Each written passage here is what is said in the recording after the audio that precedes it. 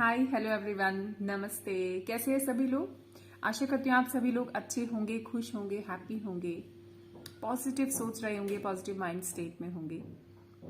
आज यहाँ पर मैं कोई रीडिंग लेकर नहीं आई हूँ। मैं आई हूँ 7 चक्रास के बारे में बताने के लिए, डिस्कस करने के लिए।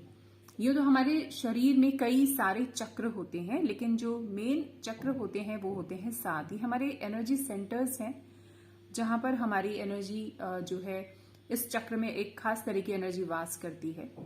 और ये जो चक्र है हमारे हेल्थ के लिए, हमारी वेल बीइंग के लिए, हमारे ऊपर से प्रॉपर कनेक्शन के लिए, हमारे बैलेंस के लिए, हमारे लाइफ में जो चल रहा है उसके लिए पूरी तरह से जिम्मेदार हैं। इनका बैलेंस्ड होना बहुत जरूरी है, इनका पूरी तरह से एक्टिवेट होना बहुत जरूरी है। तो चलिए अब बात कर लेते हैं कि ये कौन कौन से चक्र हैं, कहाँ कहाँ पर ये स्थित हैं। तो हमारे शरीर में 7 चक्र हैं। सबसे पहले हम नीचे से शुरुआत करते हैं। सबसे नीचे बेस ऑफ द स्पाइन पर मूलाधार चक्र, मूल जो जड़ में है बिल्कुल सबसे नीचे, उसे हम कहते हैं मूलाधार चक्र। उससे ऊपर हम आते हैं तो आता है हमारा स्वादिष्ठान चक्र, जो हमारे मूलाधार से 4 उंगल ऊपर है, जननेंद्रिय के आसपास, जेनिटल्स के आसपास।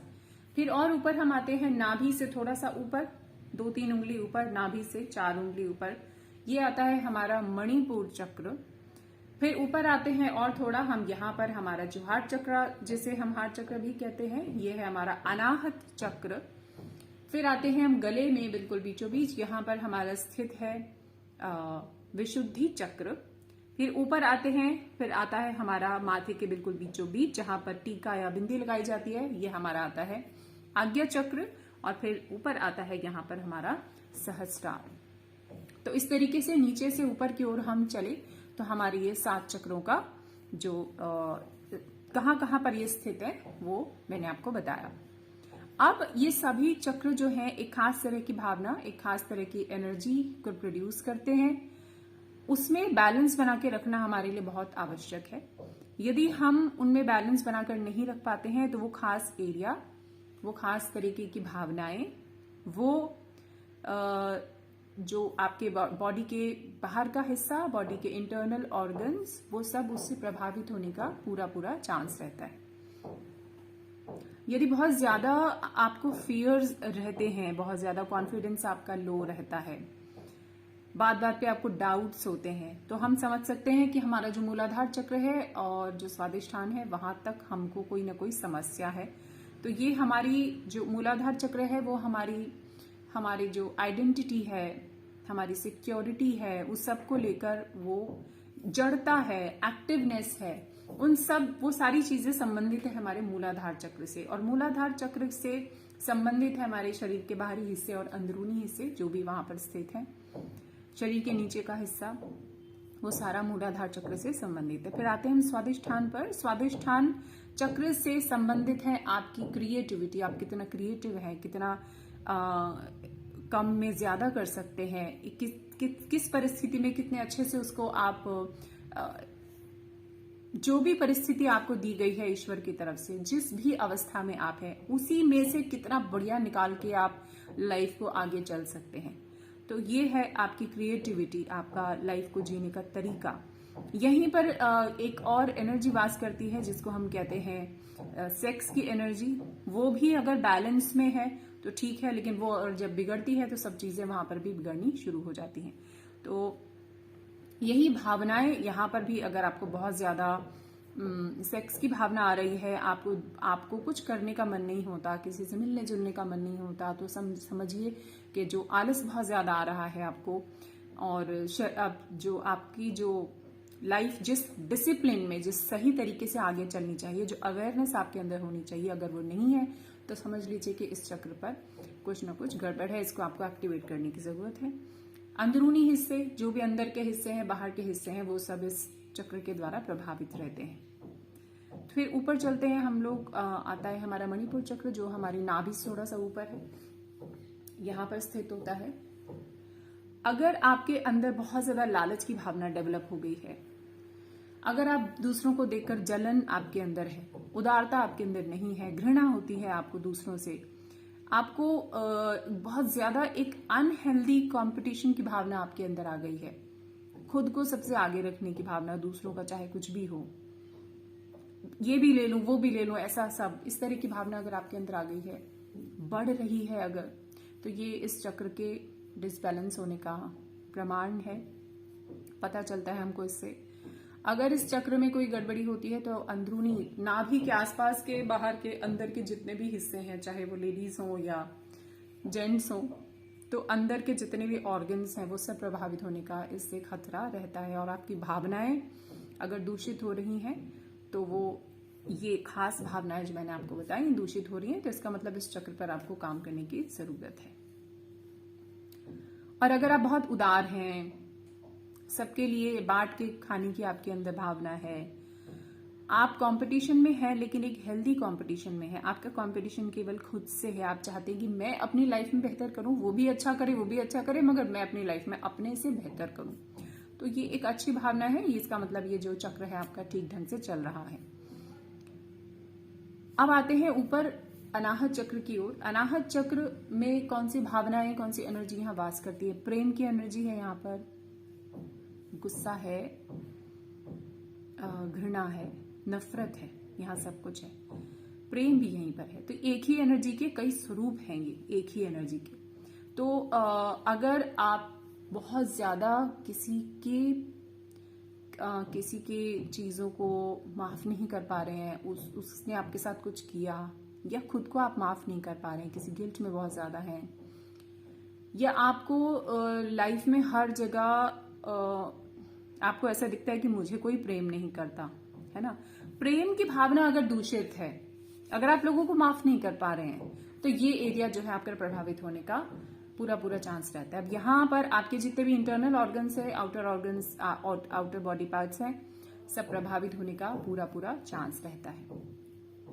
अगर आपके मन में सबके लिए प्रेम की भावना है, कंपैशन से आप रहते हैं, सबको एक भावना से आप देखते हैं। देखो, बाहरी रूप से आप किसी के साथ क्या करते हो, जो चीजें जरूरी होती हैं वो तो हमें करनी होती है। जैसे आपका छोटा बच्चा है, जब वो गलती करेगा तो आप उसको डांटोगे, है ना।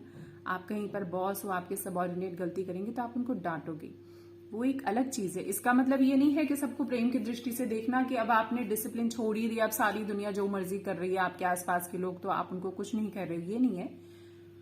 बात यह कि आपके मन में किसी के लिए कोई दुर्भावना नहीं है। बाहर से जो एक्शन जरूरी है वो हमको करने पड़ेंगे।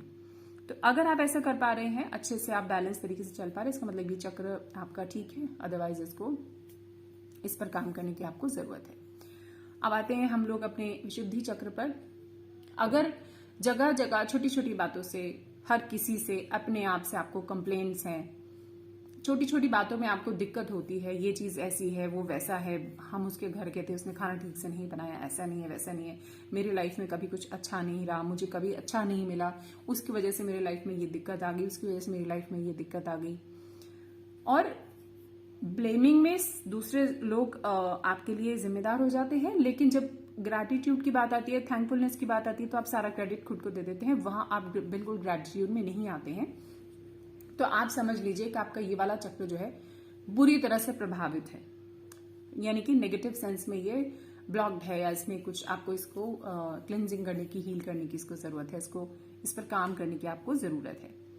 अगर आप बहुत ग्रैटिट्यूड में रहते हैं, अगेन आपको जो एक्शंस करने आप करें, आपको लाइफ में जो जरूरी चीजें हैं वो करें, जो भी एक्शंस आपको लेने हैं वो ले, लेकिन लाइफ के प्रति जब कर्म आप कर रहे हैं तो जैसा कर्म जरूरी है आप करें, लेकिन लाइफ के प्रति, लोगों के प्रति अगर ग्रैटिट्यूड में है कि जो मेरे पास है जैसा है उतना बहुत अच्छा है, मैं उतने में ही मतलब उसके लिए मैं थैंकफुल हूं, यानी कि मैं उतने में खुश हूं, मुझे और नहीं चाहिए, वो एक अलग भावना है। वो आपको और चाहिए तो इसमें कोई नुकसान नहीं है, लेकिन जो है उसके लिए थैंकफुल होना बहुत जरूरी है। तो ये अगर आपके अंदर है तो समझ लीजिए ये चक्र आपका ठीक से काम कर रहा है। एक्सप्रेस करना खुद की बात दूसरों के सामने रखना। अगर आप रख नहीं पाते हैं, डरते हैं, या इस सोच में है कि मुझे कोई समझ नहीं पाता, तो भी ये चक्र जो है इसका मतलब आपका प्रभावित है। आपकी बातें अगर मन में घुट के रह जाती हैं, या अगर आप कहना शुरू करते हैं तो किसी गलत ढंग से कह देते हैं तो बात उल्टी पड़ जाती है, तो यहाँ कुछ गड़बड़ है, इसको आपको इस पर काम करने की जरूरत है। फिर आते हैं आज्ञा चक्र पर। ऐसे ही गले में जब हम इस चक्र की बात कर रहे हैं, तो अगर ये चक्र प्रभावित होता है तो अंदर के जितने भी अंग हैं, आपके जो भी ग्लैंड्स वगैरह हैं, वो बाहरी रूप से, तो ये सब प्रभावित होने का खतरा रहता है। फिर हम आते हैं अपने आज्ञा चक्र पर। आज्ञा चक्र में जो एनर्जी वास करती है वो है ज्ञान और क्रोध।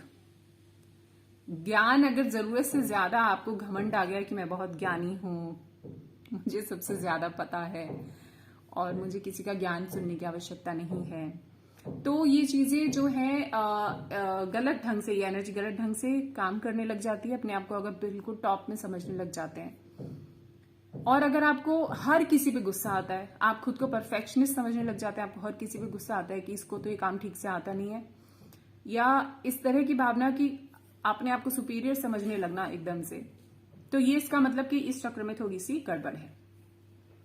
ठीक है, तो इसको आपको काम करने की जरूरत है इसके ऊपर। इसको आपको हील या क्लेंस करने की जरूरत है। अगर यहाँ पर दिक्कत है तो ये एरियाज जो है आपकी बॉडी के बाहर के हिस्से, अंदरूनी हिस्से, यहाँ इससे संबंधित अंदरूनी हिस्से, वो सब प्रभावित होने का खतरा रहता है। ठीक है, तो अब हम ऊपर चलते हैं, यहाँ आते हैं सहस्रार पर। सहस्रार में सिर्फ शांति ही शांति है, प्रेम ही प्रेम है, समाधि की एक अवस्था है, यहाँ पर सुकून ही सुकून है। लेकिन अगर ये प्रभावित होता है तो फिर इंसान को बहुत ज्यादा एक डिप्रेशन, टेंशन, ओवर थिंकिंग, ऐसी कुछ चीजों का हो सकता है कि सामना करना पड़ता हो। तो यहाँ पर हमको अगर ऐसा कुछ है आपके साथ तो उस पर काम करने की हमको आवश्यकता होती है।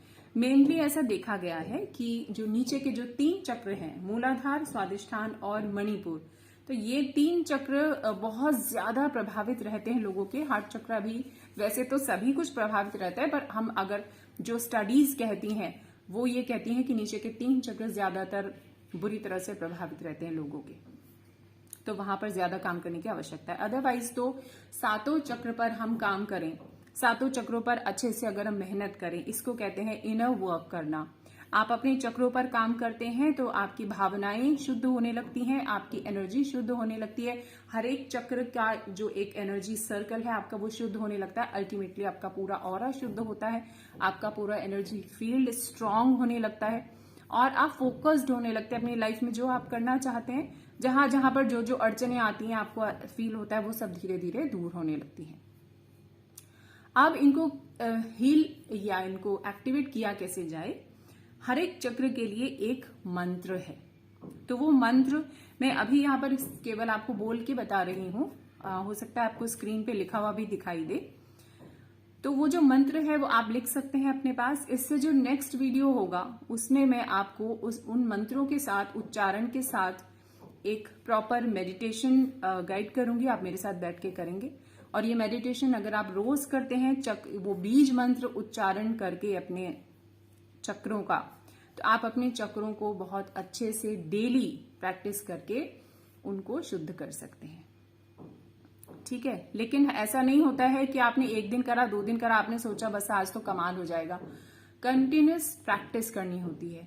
कंटिन्यूस प्रैक्टिस के साथ आपने अपने अंदर इतने जो है परतें जमाई हैं, जन्मों जन्मों सालों से, तो आप सोचें कि बस 1 दिन में ये परतें खुल जाएंगी, ऐसा नहीं होता है। हाँ, फर्क आपको तुरंत दिखना शुरू हो जाएगा, क्योंकि जैसे हम जिस चीज की सफाई करना शुरू करते हैं तो फर्क दिखना हमको शुरू हो जाता है। ठीक है, तो अभी मैं आपको चक्रों के नाम बता देती हूँ, आप लिख सकते हैं। सबसे पहले लिखिए मूलाधार।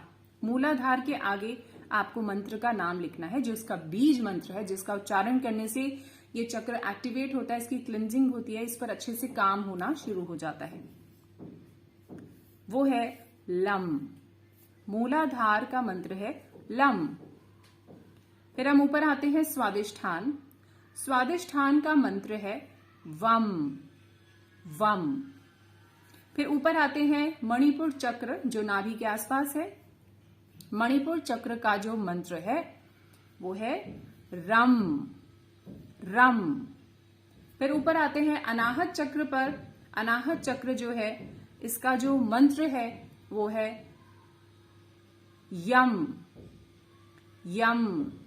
फिर आते हैं विशुद्धि चक्र पर। विशुद्धि चक्र जो है उसका मंत्र है हम। हम। इसको कैसे बोला जाएगा मैं आपको एक एग्जाम्पल में अभी बताऊंगी, पहले नाम लिख लेते हैं। फिर आते हैं आज्ञा चक्र पर। आज्ञा चक्र पर हमारा जो सर्वोच्च मंत्र है, नंबर 1 मंत्र इस पूरे ब्रह्मांड का, वो है ओम। कई बार हम लोग सहस्रार पर भी मंत्र का उच्चारण कर सकते हैं ओम का, मगर सहस्रार में शांत रह के आपको सभी मंत्रों की जो वाइब्रेशंस पैदा होती हैं उनको फील करना चाहिए। और जैसे ही इसका नंबर आता है, यहाँ हम पहुंचते हैं, तो हमको शांति से बैठना चाहिए। ठीक है, आप चाहें तो यहाँ पर भी ओम का उच्चारण कर सकते हैं, नहीं तो शांत भी बैठ सकते हैं। ठीक है, तो भी मंत्रों का उच्चारण किया कैसे जाए? जल्दी जल्दी नहीं किया जाएगा।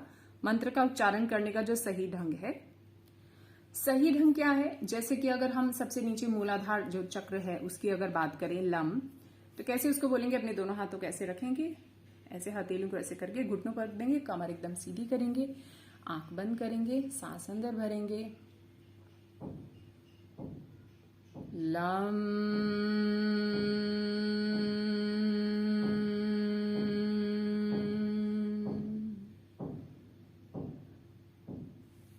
ये मैंने आपको एक बार बोलकर दिखाया। तो हर एक जगह पर हम 21 बार मंत्रोच्चार करने वाले हैं। अगला वीडियो जो मेरा आएगा वो इसी बीज मंत्र के साथ पूरा मेडिटेशन रहेगा। आप उसको जरूर देखिए, मेरे साथ उच्चारण कीजिए और फिर आपके अंदर बदलाव जरूर आना शुरू हो जाएगा। हाँ, ये वीडियो सिर्फ उनके लिए है जो वाकई अपने ऊपर काम करना चाहते हैं, अपने ऊपर मेहनत करना चाहते हैं और अपनी जिम्मेदारी अपने हाथ में लेना चाहते हैं। वरना रोना तो बहुत आसान है, मेरे साथ ऐसा हो गया, मेरे साथ वैसा हो गया, दुनिया ऐसी है, दुनिया वैसी है, वो लड़की वैसी है, वो लड़का वैसा है, मेरे माँ बाप ऐसे हैं, मेरे फ्रेंड्स ऐसे हैं, ये दुनिया ऐसी है, समाज ऐसा है। ये बहुत आसान है ना, ये करना बहुत इजी है। जो टफ काम है वो है खुद पर काम करना। ठीक है, तो जो हिम्मती लोग हैं, जो चाहते हैं कि हाँ हमें अपनी लाइफ में कुछ करना है, ये लाइफ की गाड़ी मुझे अब अपने हाथ में ले लेनी है, तो उनके लिए ये वीडियो है। ठीक है, और मैं उम्मीद करती हूँ जितने भी लोग मेरे साथ जुड़े हुए हैं, कनेक्टेड हैं, वो सब अपनी जिम्मेदारी अपने हाथ में लेना चाहते हैं, अपने पर काम करना चाहते हैं। I know that. ठीक है, तो मेरी ब्लेसिंग्स आपके साथ है, मेरी बेस्ट विशेस आपके साथ है। नेक्स्ट वीडियो जल्दी से लेकर मैं आती हूँ ताकि आपको ये एक बहुत ही इम्पॉर्टेंट और डीप मेडिटेशन मिल सके। तो चलिए चलते हैं, अगली वीडियो के साथ हाजिर हो जाऊंगी जल्दी से जल्दी। अपना ख्याल रखिए, खुश रहिए, हैप्पी रहिए। Bye bye, take care, keep smiling. I love you all, thanks for watching.